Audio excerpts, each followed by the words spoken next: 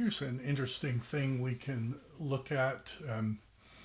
If you want to look at Exodus 25:10, this is the first passage in the Hebrew Bible that talks about the Ark of the Covenant. Noah's Ark is a different word, and that word in Hebrew is the same word as Moses' basket. We'll talk about that another day. But for this word, we have the ark, and in Hebrew, this word ark is this word ahron. Ahron. And the question we might ask is where else does that word appear? Can we get any insight? This the ark of the covenant made out of acacia wood. Acacia wood is a thorn wood, has very sharp, prickly thorns. Some species of acacia wood, in Hebrew, it's this word shittim, the wood of shittim. Um, some species of acacia are so poisonous that you can get gangrene if your finger's pricked. Um, this centerpiece of the Holy of Holies, this ark made out of acacia wood, um, what is it? How does it fit in with the meta narrative, and what does any of it have to do with cherubs? Well, if we look at this word aron and we ask the question, where else in Scripture does it appear? We might use a computer program. This is a screenshot of the old Bible works.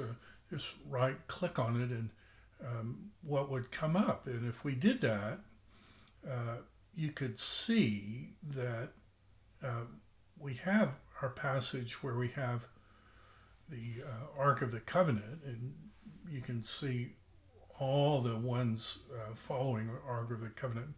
But we do have the one verse, and that, in fact, it's the very last verse in Genesis. And we look at it, and it says, in the Ahron. Well, what does it mean there? How is it translated? And you can see that it's translated by the word coffin. So the very first use of Ahron in the Hebrew Bible is an association with a box for a dead person. And if you're looking at that, you might say, well, is there any connection between this first use of Ahron and all the subsequent ones, which are the Ahron of the covenant? It's very interesting. Cherubs are on the top. It's made out of acacia wood. If we go back, this thorn wood. The cherubs are on either side. The sides and bottom are made out of acacia wood covered over with gold, but the top, together with the cherubs, is made out of pure gold. And if this is acacia, we might ask the question, well, you know,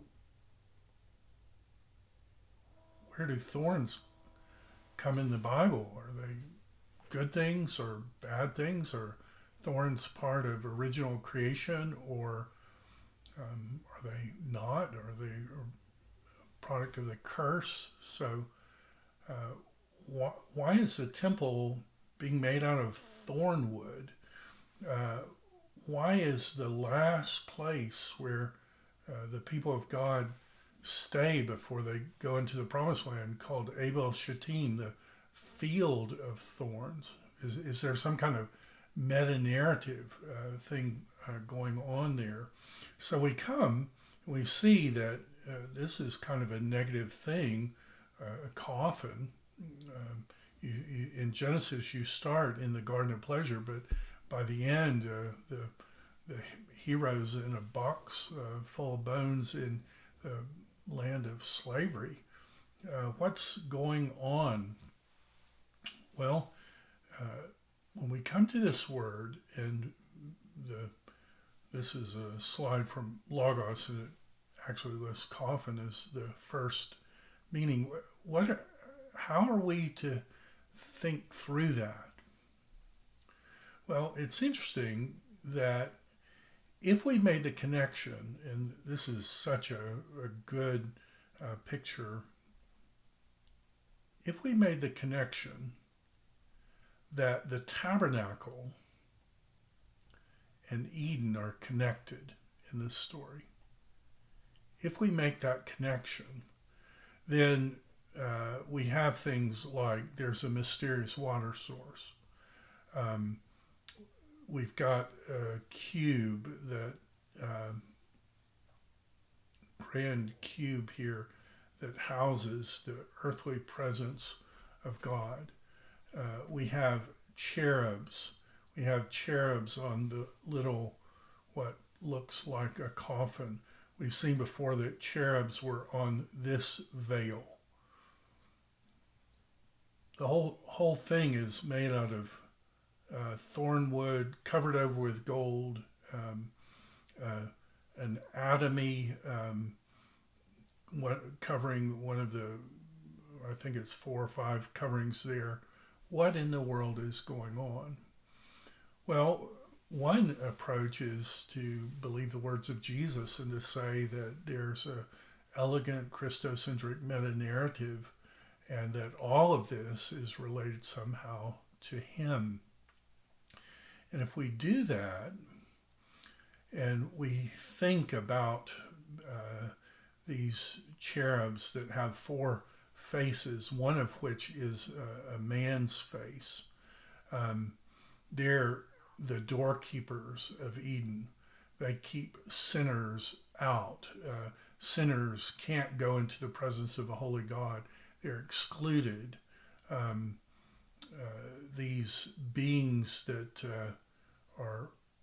have the legs of a beast and have 4 faces. What in the world is going on? And then on the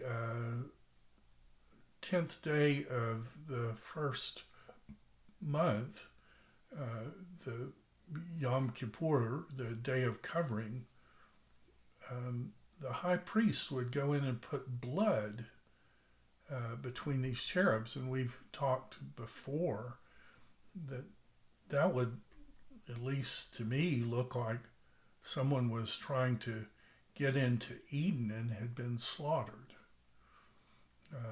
The cherubs have the flaming sword, and it goes around in all directions. You put all that together in terms of the literary function, and it's like somebody tried to get into Eden and perished. What's going on? And why is this word related to the word coffin? Why does the inside of this box have a copy of the 10 Commandments, a requirement for perfect obedience? Why do you have a jar of manna, bread from heaven? Why do you have Aaron's staff that was dead and came back to life? You've got what looks like in a coffin, something that's dead and comes back to life, something that is the bread of heaven, and something that outlines God's requirements in the 10 Commandments. And God says, I will meet you between the cherubs. Well, if you're a sinner, how can that possibly be good news? These cherubs have the command to kill anyone who tries to come into God's presence. Just touching the ark, Uzzah perishes. Only the high priest can go into the Holy of Holies. What is all this about? Well, could it be possible? Could it be possible that these cherubs are actually part of a meta-narrative, an elegant, Christocentric, um, a theme intended by God to point beyond itself to a greater truth in the Bible? It's interesting when you think about these four-faced cherubs, and there's a debate, I think in the notes, as part of the Babylonian Talmud, trying to understand why the cherubs are facing each other. When Moses describes them, and in Chronicles they're facing out, and I think the Babylonian Talmud says, well, when the people sin, they're facing each other, and when they are not, no, I think I've got it backwards. When they're not sinning, they face each other, and when they are sinning, they're facing out. I don't know, but raises a question: which face would be facing out? If you saw them, what would you see? Would you see oxen? Would you see eagles? Would you see a man? Would you see angels? Blood between the two.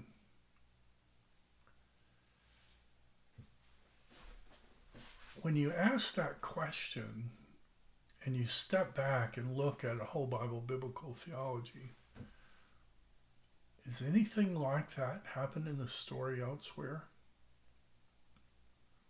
Any place where you have two special angels, blood between them, somehow connected with death, 10 Commandments, bread from heaven, something that was dead that came back to life? Does that happen anywhere in the story? It's interesting to me that John is the only one who tells us this part of the story. When you look at the synoptic accounts, it can be difficult to harmonize all the details. It appears that they're summarizing and compressing details. John knows those stories. He writes aware of Luke and Matthew and Mark. When he tells this story, he adds some details that they don't have. And in his version of this story, we see Mary standing outside the tomb, and John is the only one to tell us this, that as she wept, she stooped to look in the tomb.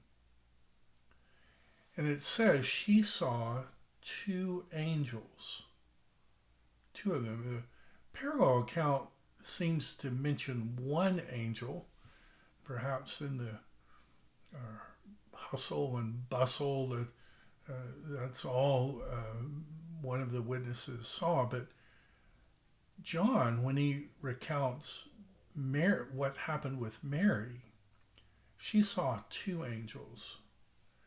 And he recounts that they were sitting where the body of Jesus had lain. We're told that Joseph of Arimathea and Nicodemus came. Joseph asked permission to take the body down from Pilate. Pilate granted. We're told that Joseph brought a linen cloth to wrap Jesus' body, and that Nicodemus brought 75 pounds of ointment. As the sun was going down, as the 14th of Nisan was turning into the 15th of Nisan, that anniversary of the first Exodus, they hurriedly put Jesus in a tomb, wrapped his body. You can imagine how bloody that may have looked, and as he was wrapped in the linen cloth as they hurriedly put him in the grave? Do you imagine any of that blood seep through? Why would John think I needed to know that one of these angels she saw was at the head and one was at the feet? Why did John think of all the details that I might have known? Why did he think those would be important? If you've ever had the pleasure of going to Jerusalem, there are places where you can crawl into one of these ancient graves. I had the pleasure of doing that in 1993, and you see things like this, places where bodies would lay. Interesting. These sealed tombs, says Mary looked in and saw two angels.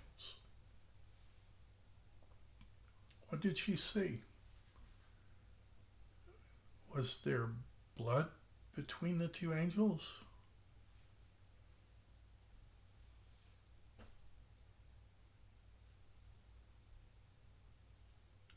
You start thinking of what that might have looked like. At least the one I crawled in had many rooms. It was not nearly as high as this one. It was very low.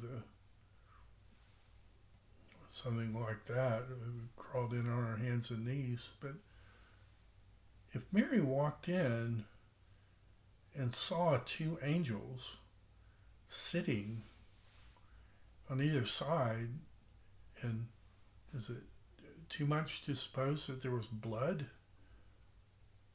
between the two angels? Is there a connection in this story? The exclusion of all the daughters of Eve from the temple all those years. When Jesus died, the veil was ripped. The cherubs were taken out of the way. And now we have a woman very much standing in a place that would be very reminiscent of what the Holy of Holies would look like. Some people say the Bible is anti-woman. In the Old Testament, women are excluded from the tabernacle structure and even the outer court. But what if the whole purpose of this story is to bring the woman back? The whole story is how you get the woman back into the Garden of Eden. The woman, the wayward woman, who becomes ultimately this corporate virgin bride. I wonder if God has a sense of artistry in these details. I wonder if all these pictures in the Old Testament were hidden in plain sight by God to help us put the meta-narrative theme together.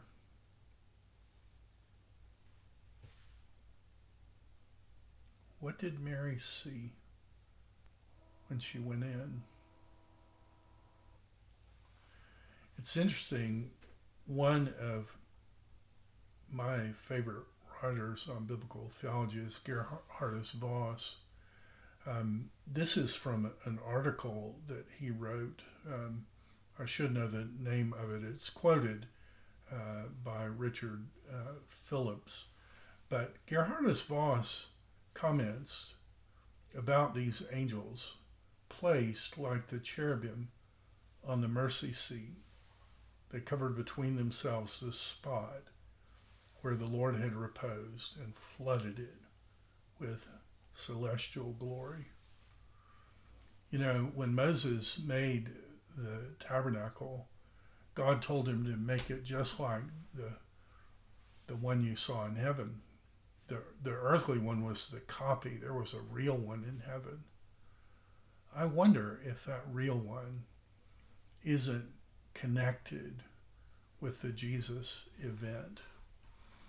I don't know. What do you think? Interesting food for thought. Purpose of cherubs. Be interested in your comments, and I'll look forward to talking to you next time.